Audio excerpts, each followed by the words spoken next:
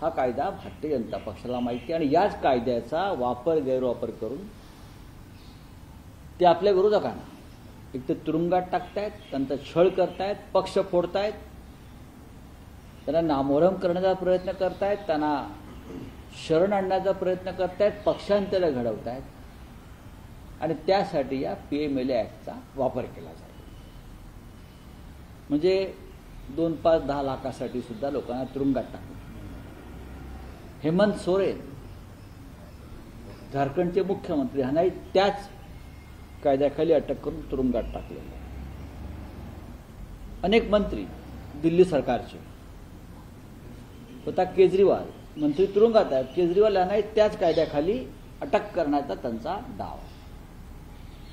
महाराष्ट्रामध्ये अनेकांना त्या कायद्याखाली अटक झाली. मी स्वतः त्यातला व्हिक्टीम आहे. अनिल देशमुख असतील, नवाब मलिक असतील किंवा अन्य काही लोक असतील. लालू यादव आणि त्यांच्या कुटुंबियांवर सुद्धा त्याच कायद्याचा फास आवळला गेला. मग हा कायदा जे सांगतोय की गुन्हेगारी स्वरूपाचा पैसा कोणी स्वीकारला असेल, गुन्हेगारीतून निर्माण झालेला पैसा कोणी स्वीकारला असेल तर त्या मनी लॉन्ड्रिंग प्रकरणामध्ये संबंधितांना अटक व्हायला हवी. हा असं त्या कायद्यातली स्पष्ट व्याख्या आहे.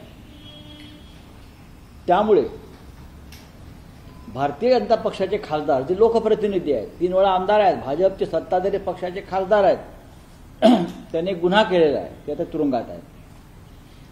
त्यांचं स्टेटमेंट आहे, की माझे कोट्यावधी रुपये हे एकनाथ शिंदे यांच्याकडे पडलेले आहेत, मी दिलेले आहेत. का? कोट्यावधी रुपये. माझ्यानुसार हा आकडा 100 कोटीच्या वर आहे. आमच्या सगळ्यांच्या माहितीनुसार आणि त्या भागातल्या लोकांनी दिलेल्या माहितीनुसार हा आकडा 100 कोटीच्या वर आहे आणि गेल्या 10 वर्षामध्ये ही रक्कम त्यांच्याकडे पोहोचलेली आहे. प्रश्न आहे का? याचा शोध ईडीने घ्यायला पाहिजे. आणि जर हा गुन्हेगारी स्वरूपातून मिळालेला पैसा एकनाथ शिंदे यांच्या ताब्यात असेल, त्याने स्वीकारला असेल, तर PMLA ॲक्टनुसार त्यांच्यावरती अशा प्रकारची कठोर कारवाई होणं गरजेचं आहे. याचे पुरावे काय आहेत सर?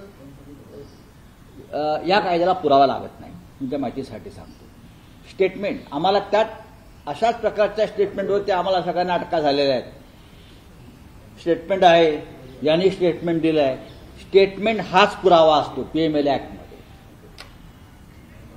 PMLA ॲक्टमध्ये एखाद्या व्यक्तीच्या स्टेटमेंटवर दुसऱ्या व्यक्तीला अटक केली जाते, हाच पुरावा. म्हणून तर त्या कायद्याचा गैरवापर होतो आहे. मग गणपत गायकवाड हे विद्यमान आमदार आहेत, सत्ताधारी पक्षाचे आमदार आहेत. ते सांगतायत कोट्यावधी रुपये मी एकनाथ शिंदेने गेल्या काही वर्षात दिल्यात आणि त्यांच्याकडे ते आहेत. हाच पुरावा आणि हा पुरावा आहे. मग ईडी कुठे आहे? आर्थिक गुन्हे शाखा कुठे आहे? CBI कुठे आहे? गृह मंत्रालय कुठे आहे? का ते फक्त विरोधी पक्षासाठी आहे? याच्यामध्ये परत असं आहे की FIR झाल्याशिवाय राज्यामध्ये किंवा अन्य ठिकाणी ईडी याच्यामध्ये पडत नाही. या गुन्ह्यामध्ये FIR झालेली आहे गणपत गायकवाड विरुद्ध. त्याच FIRचा वापर करून ईडी आपला FIR लॉस करू शकतो. फक्त प्रश्न असा आहे की या कोट्यवधी रुपयाचा हिशोब भारतीय जनता पक्ष, ते आहेत ना एक बोबडा नागडा पोपटलाल, हिशोब तर द्यावाच लागेल, हिशोब द्यावाच लागेल ना आता.